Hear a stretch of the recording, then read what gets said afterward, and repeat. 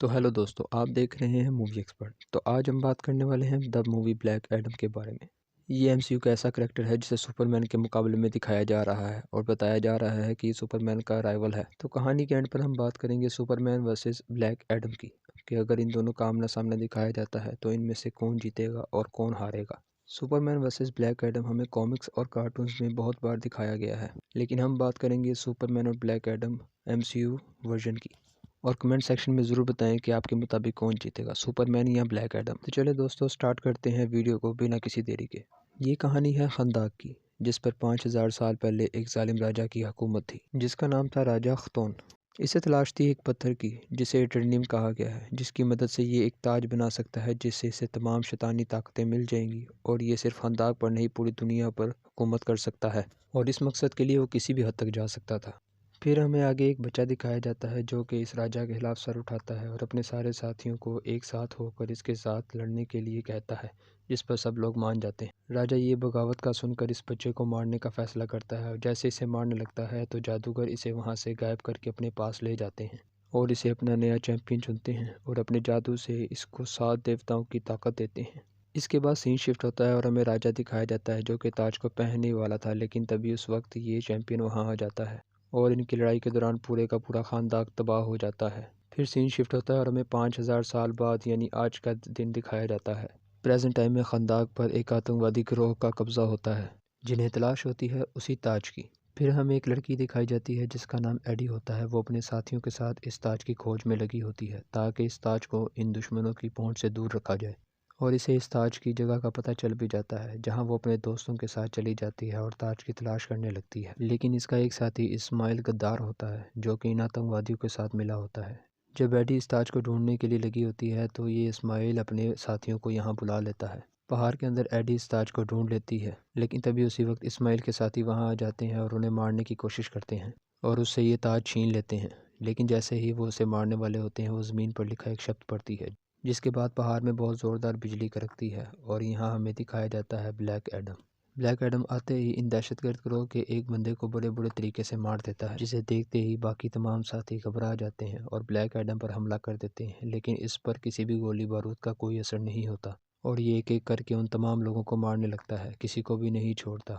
तभी उसी वक्त इस्माइल भी मरने का नाटक करता है और दूसरी तरफ ब्लैक एडम सबको मारते हुए इस लड़की को भी बचाता है, क्योंकि वो जानता है कि इसी लड़की ने इसे बचाया है। पहाड़ के अंदर सबको मारकर ब्लैक एडम पहाड़ से बाहर आ जाता है और दूसरी तरफ वो लड़की और इसका साथी ताज लेकर भाग जाते हैं। ब्लैक एडम के बाहर आते ही इस आतंकवादी गिरोह की पूरी फौज से मारने के लिए वहाँ मौजूद होती है और इस पर हमला कर देती है, जिसमें वो बुरी तरह नाकाम होते हैं और सब के सब मारे जाने लगते हैं। ब्लैक एडम पर इनके किसी भी हमले का कोई असर नहीं होता और वो बहुत ही आसानी से इन सबको एक एक करके मार देता है, और ऐसा करने से इसे कोई भी चीज़ रोक नहीं सकती। तभी हमें दिखाया जाता है कि एक आदमी इस पर टाइटेनियम मिसाइल से हमला कर देता है, जिसके ब्लास्ट होने पर ब्लैक एडम को चोट लगती है और उसे दर्द भी होता है। यहाँ हमें ब्लैक एडम की एक कमजोरी दिखाई गई है, टाइटेनियम, जिससे वो ताज बना है। इसके बाद ब्लैक एडम बेहोश हो जाता है। दूसरी तरफ इस्माइल भी यहाँ से भाग जाता है। दूसरी तरफ हमें एक आदमी दिखाया जाता है जो कि हॉकमैन है। वो अपने साथियों के साथ मिलकर ब्लैक एडम को रोकने का फैसला करता है और वो अपने साथियों के साथ मिलकर ब्लैक एडम को रोकने के लिए वहाँ से निकल जाता है। फिर सीन शिफ्ट होता है और हमें दिखाया जाता है कि ब्लैक एडम होश में आ जाता है, जिसके सामने एक बच्चा था। ये बच्चा उस एडी का ही था। वो बच्चा इसे देख के बहुत इम्प्रेस था और बहुत हैरान था। वो इसे कहता है कि खानदान को एक हीरो की ज़रूरत है, जिस पर ब्लैक एडम इसे कहता है कि मैं कोई हीरो नहीं हूँ और ये मेरा वक्त भी नहीं है और ना ही मेरी दुनिया, और मुझे यहाँ होना भी नहीं चाहिए। ये कहकर वो वहाँ से जाने के लिए निकल जाता है। बच्चा इसे बार बार समझाता है और मनाता है, लेकिन वो इसकी एक नहीं सुनता और वहाँ से चला जाता है। दूसरी तरफ हॉकमैन और इसकी टीम ब्लैक एडम के द्वारा मचाई गई 5000 पहले की तबाही की बात कर रहे होते हैं। दूसरी तरफ ब्लैक एडम अपनी बनाई गई मूर्ति के सामने आता है और अपनी पुरानी यादों को ताज़ा करता है। तभी इस बच्चे को आतंकवादी गिरोह के लोग पकड़ लेते हैं और ब्लैक एडम को अपनी मदद के लिए बुलाता है। तभी इसकी माँ वहाँ आ जाती है और ब्लैक एडम भी वहाँ आ जाता है और इन सबको मारने लगता है। ये लोग उस पर फायर करते हैं लेकिन उस पर कोई असर नहीं होता और इन सबको एक एक करके बड़ी आसानी से मार देता है। वो इन सबको मार रहा होता है तभी हॉकमैन और इसकी टीम की एंट्री होती है, जो इसे रोकने की कोशिश करते हैं और एक साथ मिलकर ब्लैक एडम को हराने और इसको रोकने की कोशिश में लग जाते हैं। सबसे पहले हमें हॉकमैन दिखाया जाता है जो इन दो लोगों को बचाता है, जिन्हें बाद में ब्लैक एडम बड़ी आसानी से मार देता है। फिर हमें हॉकमैन, इसकी टीम और ब्लैक एडम की लड़ाई दिखाई जाती है। ब्लैक एडम को हॉकमैन, डॉक्टर फेट जैसे किरदार भी मिलकर नहीं रोक पाते और इनसे आसानी से हार जाते हैं हॉकमैन अपनी पूरी पावर से ब्लैक एडम पर हमला करता है, लेकिन ब्लैक एडम इसे बड़ी आसानी से हवा में ही रोक लेता है और अपनी लाइटिंग स्ट्राइक से इसे बड़ी आसानी से हरा देता है। और जब वो देखते हैं कि 1 वर्सेस 1 में इसको हराना नामुमकिन है, तो वो सब एक साथ मिलकर हमला करने की कोशिश करते हैं। फिर हमें दिखाया जाता है कि जस्टिस सोसाइटी के तमाम मेंबर्स इस पर एक साथ हमला करते हैं और इसको हराने की कोशिश करते हैं, जिस पर ब्लैक एडम बड़ी आसानी से इन सबको एक-एक करके पछाड़ देता है और वहाँ एक बहुत बड़ा धमाका होता है।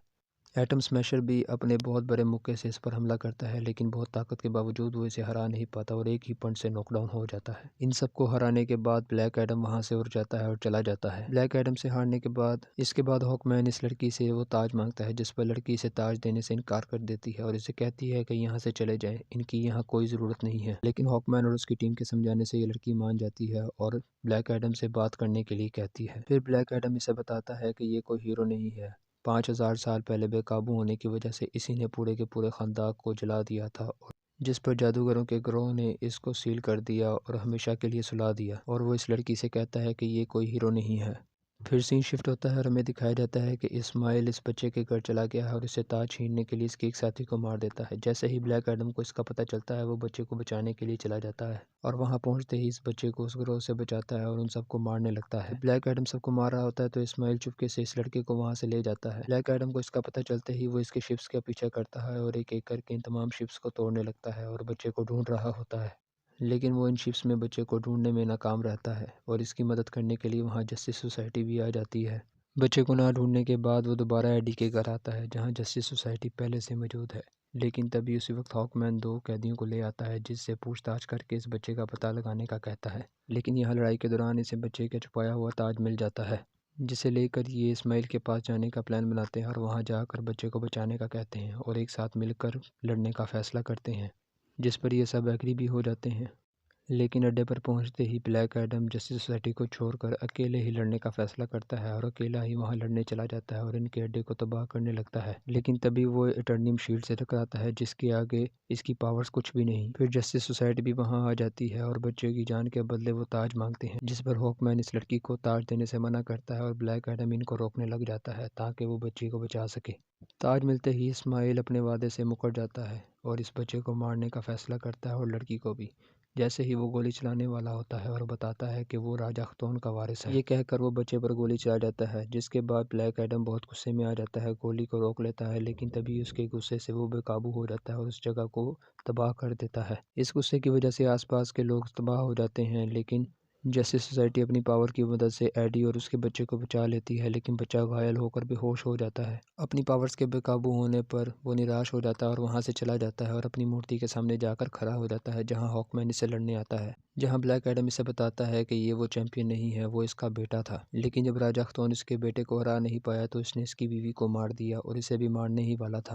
लेकिन तभी इसका बेटा वहां आ जाता है और इसे अपनी पावर्स दे देता है ताकि वो जिंदा रह सके। ब्लैक एडम हॉकमैन को बताता है कि इसे ब्लैक एडम की पावर्स देते ही इसका बेटा भी इस हमले में मारा गया और इसी के हाथों में दम तोड़ गया, जिसके बाद ये बहुत गुस्से में आकर इसकी पावर्स बेकाबू हो गई। इसके बाद ब्लैक एडम शज़ाम कहकर अपने असली रूप में आ जाता है, इंसानी रूप में, और इसे कहता है कि आइंदा के बाद ब्लैक एडम नहीं बनेगा। वो चाहता है कि इसे कैद कर दिया जाए और जहां वो कभी भी शज़ाम ना बोल पाए। इसके बाद जस्टिस सोसाइटी इसे एक ऐसी जेल में बंद कर देते हैं जहां पर इस जैसे सुपर पावर्स वाले लोग रखे जाते हैं। इसके बाद हमें इस्माइल दिखाया जाता है, जो कि ताज को पहनकर शैतानी दुनिया में एंटर हो चुका है और उसे शैतान अपनी सारी ताकतें देकर इसे अपना चैंपियन चुन लेता है और इसे नाम देता है सबाक का। जैसे ही जस्टिस सोसाइटी को इस बात का पता चलता है, वो इसे मारने के लिए इस पर हमला कर देते हैं, लेकिन सबाक पर इनके किसी भी हमले का कोई असर नहीं होता। वो इनकी स्पेसशिप को तबाह कर देता है। स्पेसशिप से बाहर आते ही सबाक इन सब पर हमला कर देता है, जिसे डॉक्टर फेट बड़ी मुश्किल से रोकते हैं। फिर जस्टिस सोसाइटी के तमाम मेंबर्स मिलकर सबाक का सामना करने लग जाते हैं। जिस लड़ाई में पहले तो हमें जस्टिस सोसाइटी का पलड़ा भारी दिखता है, लेकिन तभी सबाक अपनी फुल पोटेंशियल यूज़ करता है और इन सबको बड़ी आसानी से एक एक करके मारने लगता है और इन सब के हमलों को नाकाम कर देता है। जस्टिस सोसाइटी के तमाम मेंबर्स आपस में मिलकर कंबाइन अटैक्स बनाते हैं, जो कि सबाक पर काफ़ी हैवी साबित होते हैं और सबाक को काफ़ी तकलीफ भी पहुँचाते हैं।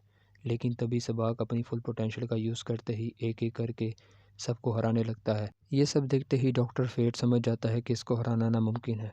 इसलिए वो बाकी सब की जान बचाने के लिए बाकी सबको बाहर कैद कर देता है और वो अकेला ही सबाक से लड़ने चला जाता है। डॉक्टर फेट जानता है कि अगर सबाक अपने ताज पर बैठ गया तो इसे रोकना नामुमकिन हो जाएगा, इसलिए वो अपने जादू की सारी ताकत लगाकर इसको रोकता है और साथ ही अपने जादू से ब्लैक एडम को भी उस कैद से आज़ाद कर देता है। ब्लैक एडम वहाँ से आज़ाद होते ही अपना मुंह खोलने की कोशिश करता है ताकि शज़ैम बुला सके। उस कैद से भागने के बाद शज़ैम बाकी सब लोगों से लड़ने लगता है। वहाँ के फौजी से रोकने की कोशिश करते हैं लेकिन रोक नहीं पाते और दूसरी तरफ सबाक डॉक्टर फेट को हरा देता है और जान से मार देता है। डॉक्टर फेट के मरते ही इसका जादू टूट जाता है और तमाम जस्टिस सोसाइटी के मेंबर्स जो हैं सबाक के पास आ जाते हैं। कैद से भागने के बाद हमें ब्लैक एडम दिखाया जाता है जो कि डूब रहा होता है और इसे ख्वाब में इसका बच्चा मिलता है। जैसे ही वो शज़ाम कहता है तो इसमें ब्लैक एडम की सारी पावर्स आ जाती हैं। दूसरी तरफ सबाक ब्लैक एडम की मूर्ति को तोड़ता है जिसके नीचे आकर वो बच्चा मरने वाला होता है, लेकिन तभी वहाँ ब्लैक एडम आ जाता है और सबाक को मारने लगता है। फिर हमें सबाक वर्सेस से बहुत ही गुस्से से लड़ने लग जाते हैं, एक दूसरे को मारने की हर कोशिश करते हैं, लेकिन यहाँ हमें ब्लैक एडम की निस्बत सबाक का पलड़ा भारी दिखता है। लेकिन सबाक इसे मारने ही वाला होता है, तभी हॉकमैन पीछे से सबाक पर हमला कर देता है। हॉकमैन अपनी पावर्स के साथ साथ डॉक्टर फेट की मैजिकल पावर्स का भी इस्तेमाल करके इसको पकड़ लेता है और तभी ब्लैक एडम अपनी फुल पोटेंशियल यूज़ करते हुए सबाक को आसमान में ले जाने का फैसला करती है। तभी हमें दिखाया जाता है कि ब्लैक एडम वहाँ के तख्त को तबाह कर देता है और खंदा का राजा नहीं बल्कि एक दोस्त बनने का फैसला करता है। और मूवी के एंड में हमें एक सीन दिखाया जाता है जहाँ ब्लैक एडम से मिलने कोई आता है और ये कोई और नहीं सुपरमैन है, जो इसे आते ही कहता है कि हमें बहुत सी बातें करनी है। और इसी के साथ ही ये मूवी ख़त्म हो जाती है। जैसा कि मैंने वीडियो के शुरू में कहा था कि एंड पर हम ब्लैक एडम वर्सेस सुपरमैन की बात करेंगे, तो चले शुरू करते हैं। तो सबसे पहले बात करेंगे इनकी पावर्स की। तो सुपरमैन के पास है गॉड लेवल पावर्स, इसका एक्सरे विजन और आई लेज़र बीम अटैक। जितना सुपरमैन सूरज के पास रहेगा इसकी ताकतें उतनी ही बढ़ती जाएंगी। हमें सुपरमैन एमसीयू के अंदर अपनी फुल पोटेंशियल में नहीं दिखाया गया, वो हमेशा होल्ड बैक करता है। लेकिन सुपरमैन की दो कमज़ोरियाँ हैं, जिसमें से एक क्रिप्टोनाइट है और दूसरा है मैजिक। मैजिक के सामने सुपरमैन कमज़ोर हो जाता है। अब हम बात करेंगे ब्लैक एडम की। इसके पास है लाइटनिंग स्ट्राइक्स की पावर, बहुत ही तगड़ा हीलिंग फैक्टर और 7 देवताओं की पावर्स, और इसकी एक कमज़ोरी है जो कि है टेर्नियम। तो अब बात करते हैं कि अगर इनकी लड़ाई होती है तो इनमें से कौन जीतेगा। इन दोनों की लड़ाई बहुत ही लंबी और बहुत ही मज़ेदार होने वाली है, क्योंकि ये दोनों ही कैरेक्टर्स बहुत ही ओवर पावर्ड हैं। क्योंकि सुपरमैन की कमज़ोरी है मैजिक, इसलिए यहाँ पर वो ब्लैक एडम से बहुत ही पिटेगा। लेकिन ब्लैक एडम मूवी में हमें दिखाया गया है कि ब्लैक एडम अपनी फुल पोटेंशियल यूज़ करने के बावजूद सबाक से अकेला नहीं जीत पाया था। और दूसरी जगह सुपरमैन हमें अपनी फुल पोटेंशियल में दिखाया ही नहीं गया है। लेकिन अगर इन दोनों की लड़ाई होती है तो at the end of the fight मेरे मुताबिक सुपरमैन जीत जाएगा। लेकिन अगर वो होल्ड बैक करता है तो ब्लैक एडम इस पर हावी हो जाएगा और सुपरमैन को हरा देगा। तो मेरे मुताबिक इस फाइट का विनर सुपरमैन है। आपके मुताबिक कौन जीतेगा मुझे कमेंट सेक्शन में ज़रूर बताएं। और अगर आपको वीडियो अच्छी लगी हो तो वीडियो को लाइक करें, चैनल को सब्सक्राइब करें, बेल नोटिफिकेशन आइकन को दबा दें ताकि मैं ऐसी अच्छी वीडियोज़ आपके लिए रोज़ लाता रहूँ। तो अगली वीडियो तक के लिए अल्लाह हाफिज़।